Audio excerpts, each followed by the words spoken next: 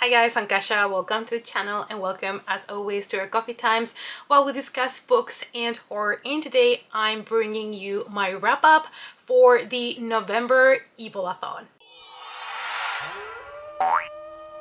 It's coffee time.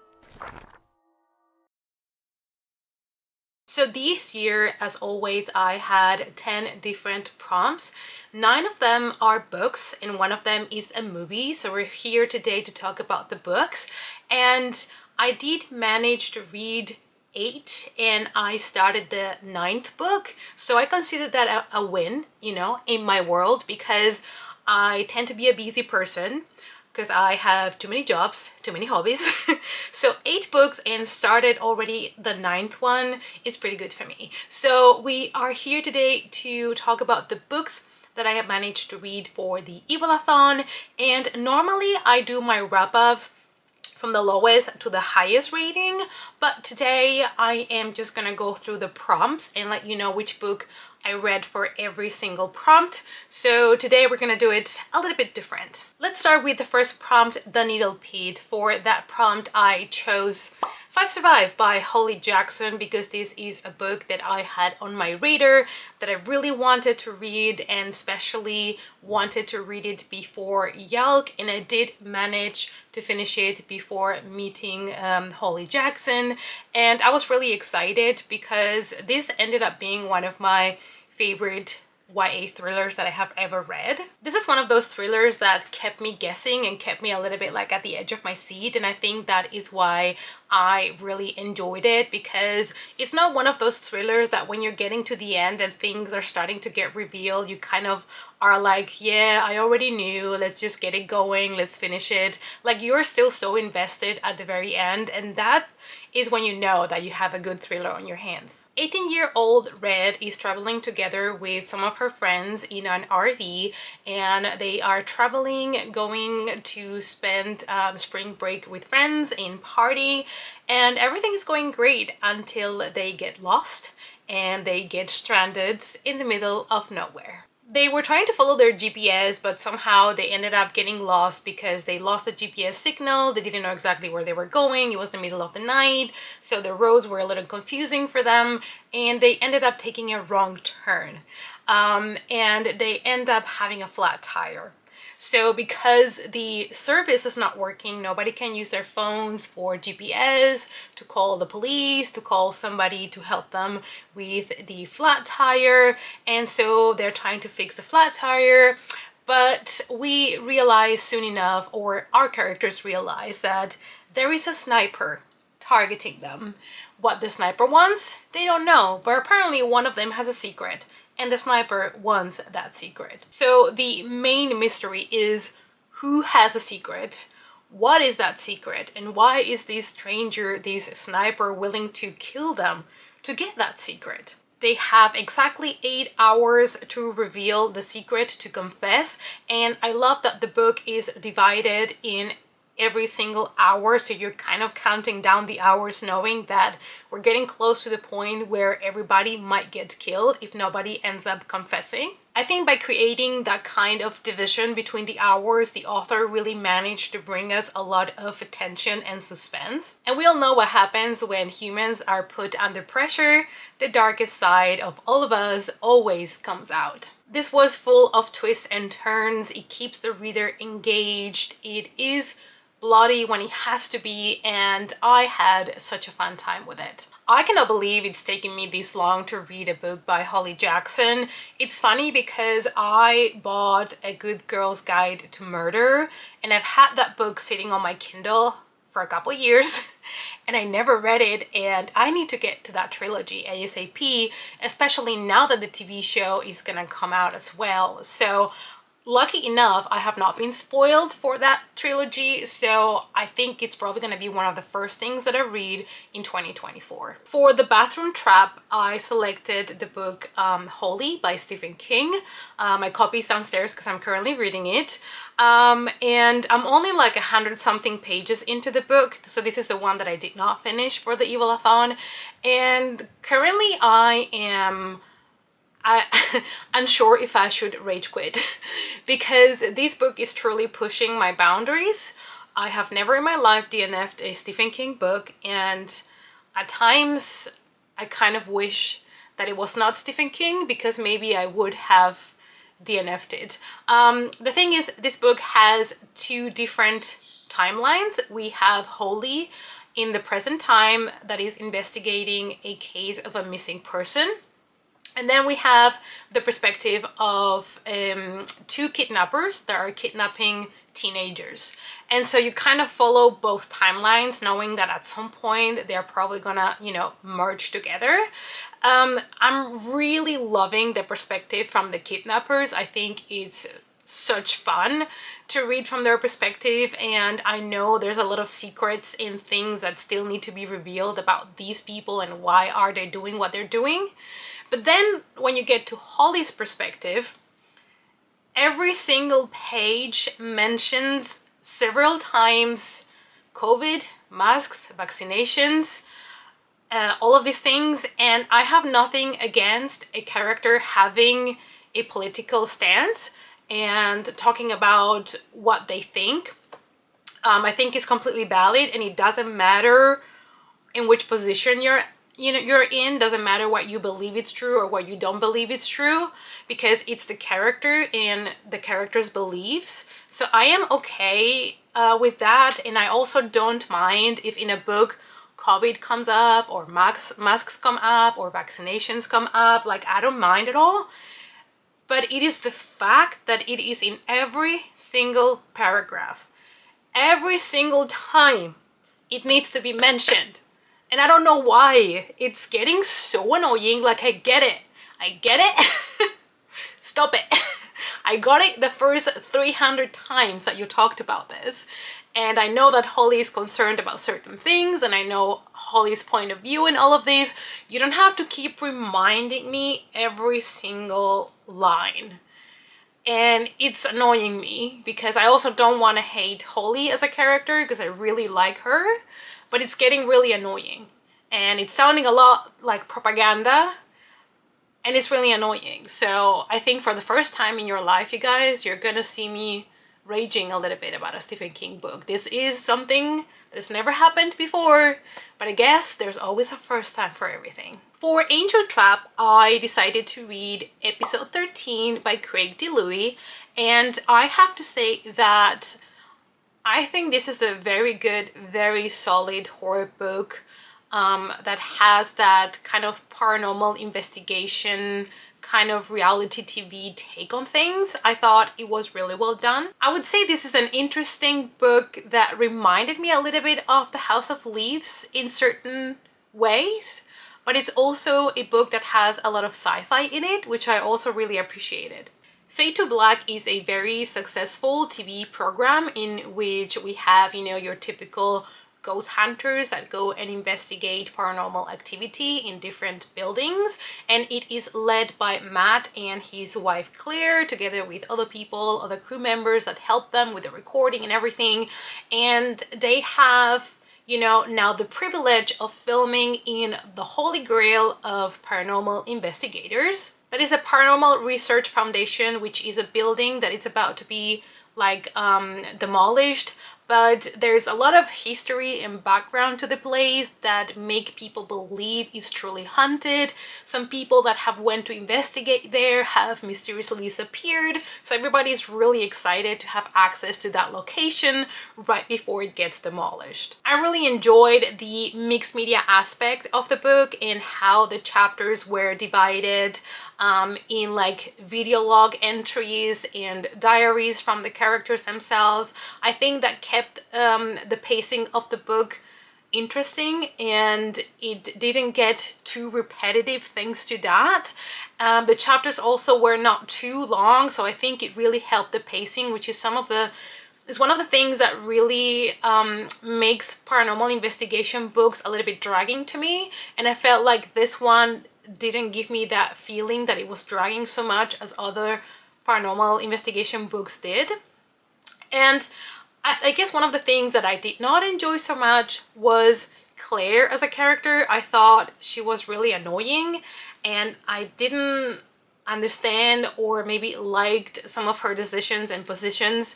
towards the crew and her own husband. I don't know, like I didn't really like her as a character. She really annoyed me, and I think that's one of the things that probably took down a little bit of points for me. This is kind of like psychological horror, kind of like a ghost paranormal investigation story, and I think people that love and crave those stories about, you know, TV crews investigating like haunted places are gonna have a lot of fun with this one. And when the crew starts getting deeper and deeper into the background and into the foundation of this place, things start to escalate, and I really did enjoy how the book decided to do the ending and everything that happened, you know, towards the last 20% of the book. I thought it kind of gave a different take on this subgenre of horror, and that's part of why I really enjoyed this one. So I would recommend it, and I've heard that the audiobook is good, so if you have access to that, maybe it's a good way of getting the book. For Scalping Seed, I decided to read The Body by Carol Ellis, and this was the point horror book of the month for the month of November. And I try to join the point horror book of the month when I can, when I have the book.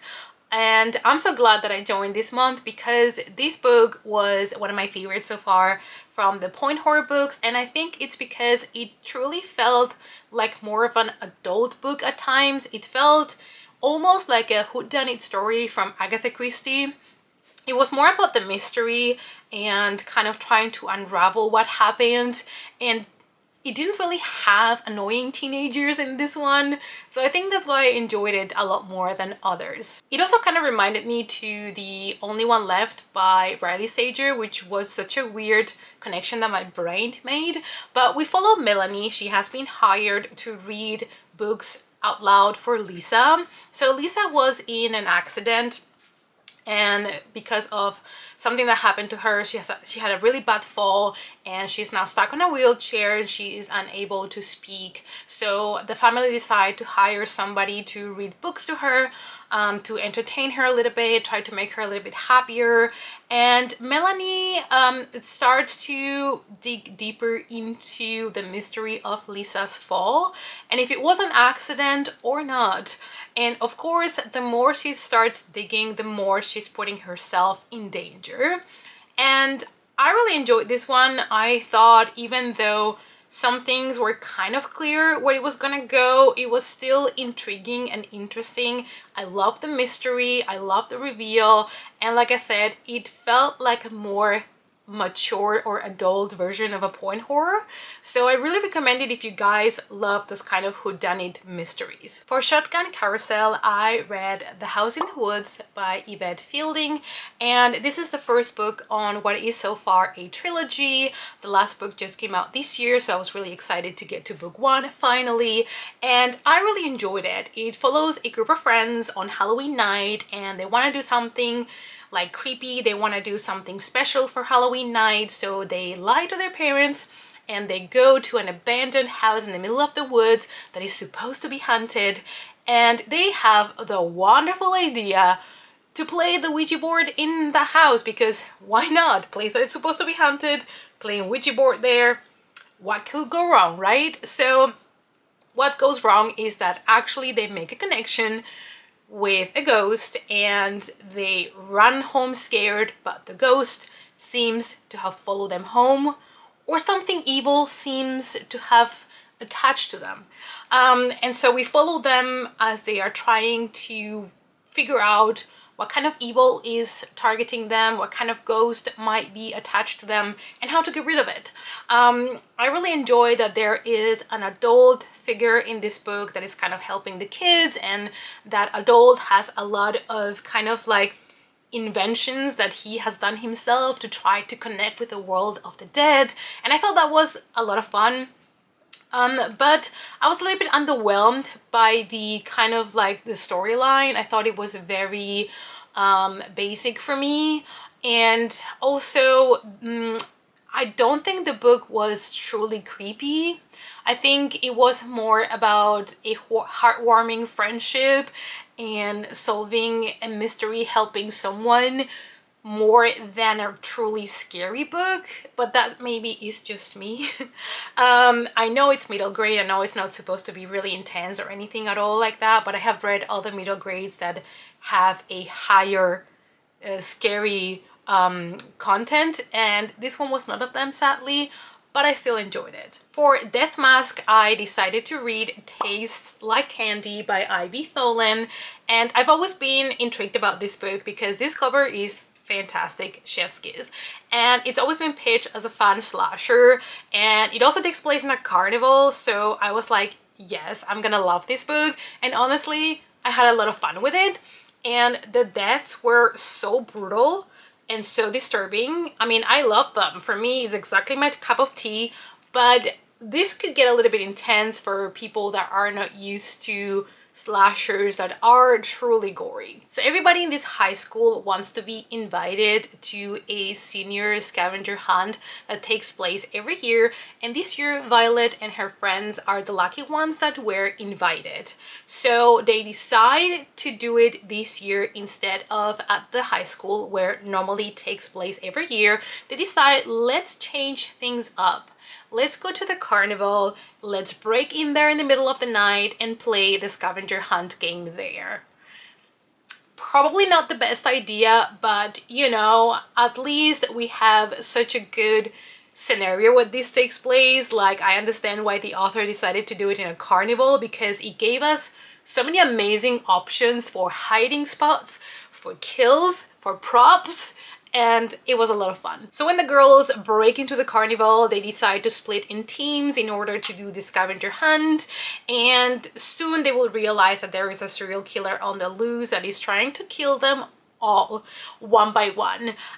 This is a mask killer, that's why I chose it for these prompt, and you know, the kind of like mystery aspect to it is try to figure out who is behind the mask, who is this person that is targeting these girls, and it was a lot of fun. So if you love slashers that are quite gory and intense, this is the one to go.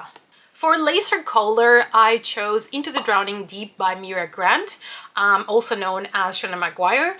And I'm so glad that I picked this one because actually there was a lot more science in the book than I anticipated. But on the positive side, because I found all the conversations about biology and science really interesting in this book. So we follow a TV crew that decides to set sail on a ship and go to a place that is rumored to be where mermaids live. So they want to record there a mockumentary. So the crew is basically just TV people, journalists and people like that, paid actors, stuff like that to do the mockumentary.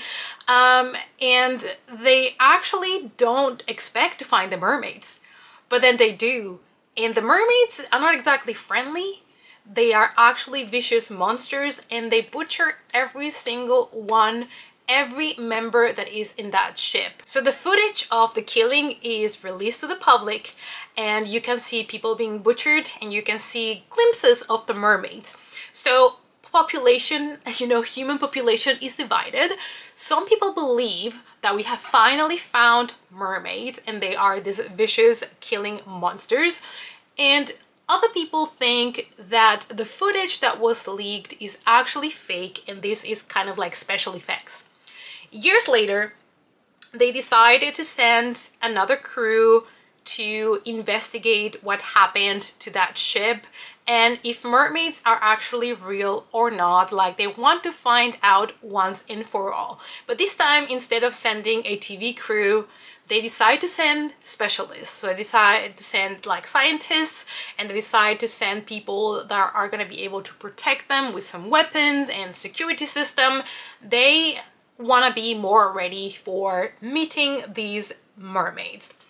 And you're gonna get a lot of that. You're gonna get a lot of the mermaids, and you're gonna get a lot of creepy moments, but this book also has a lot of interesting science and facts in it, and it opens up the conversation of, you know, are we the ones invading the mermaids' territory, and therefore the fact that they attack us is to be expected, or are we stealing most of the food from the mermaids, because we are actually leaving the oceans emptier and emptier by the day, and so the mermaids have no other choice than to get closer to us and use us for food. So it opens up a lot of conversations that are really interesting, and at the same time you're getting introduced to the characters that are in the ship.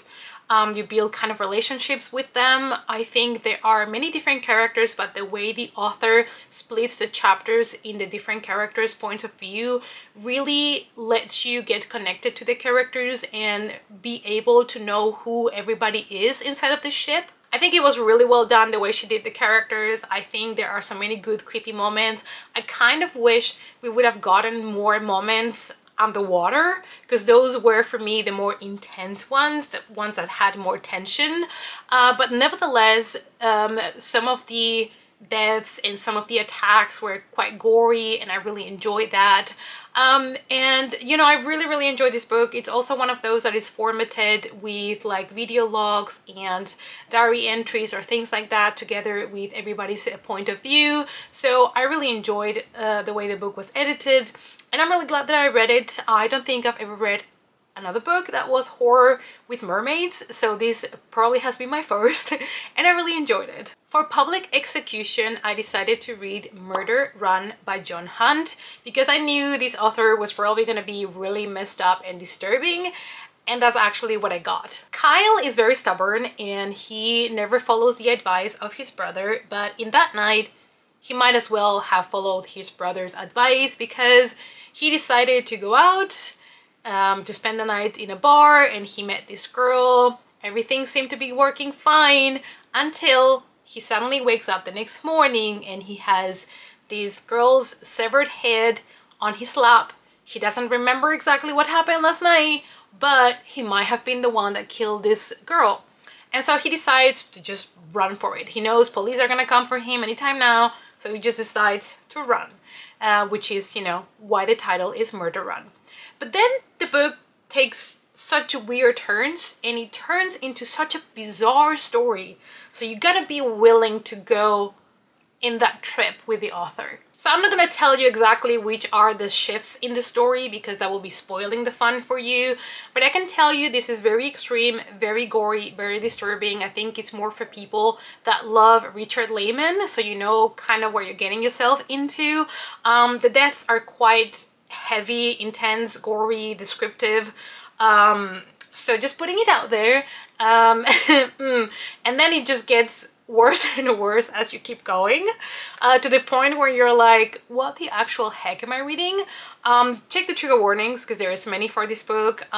So yeah, I'm not gonna comment on which ones because spoilers, but if you are sensitive to any trigger warnings, make sure to check out. So the pendulum trap was to read a short horror story, but instead of that, I decided to read a novella, and that is Sour Candy by Kaelan Patrick Burke. That is because the end of the month was approaching and I still had to read the short horror story, and I was really busy. I actually got my first job as an extra in a TV show, so while I was waiting on set I decided to read it and, you know, use my time to catch up with my TBR. I didn't have any short horror story compilation with me, but I did have my Kindle and I had this novella in it, so I decided, why not, let's do it. This is a very bizarre, entertaining novella about a guy that is having one of the worst days of his life. He is on the way back home from a grocery shop and he ends up in a car crash. It's a bad car crash. He starts talking to the police about what happened. Luckily, he doesn't seem to have any physical harm, but something has changed from the moment that the accident happened. He is not sure anymore what is the truth, what is not true, and the police keep asking him questions and he's very confused about his own memories. He doesn't seem to know anymore what reality is. I'm trying to be vague because I feel like there's a big plot twist related to that, and I don't want to spoil it for anybody because that's part of, you know, the big thing in the book. And this is a novella, so it's very short. But this novella does include a creepy kid, and I think the author did that so well. I did find this child very unsettling, and it's one of those moments where you see a kid portrayed as the source of evil almost, and I think that was really well done. But you gotta be open to the weird and bizarre in this novella because it gets more and more kind of how to put it almost like cosmic horror, I would say, almost like a little touch of that, so you gotta be open for that. And those were, you guys, all the books that I managed to read for the month of November for the Evil A Thon. I hope you had a blast trying to complete the prompts for the Evil A Thon. Let me know down below which are the books you managed to read, or what is the best book you read in November. Let's talk about it in the comments down below. Thank you guys as always so much for watching, and I hope to see you all as always in our next coffee time. Bye!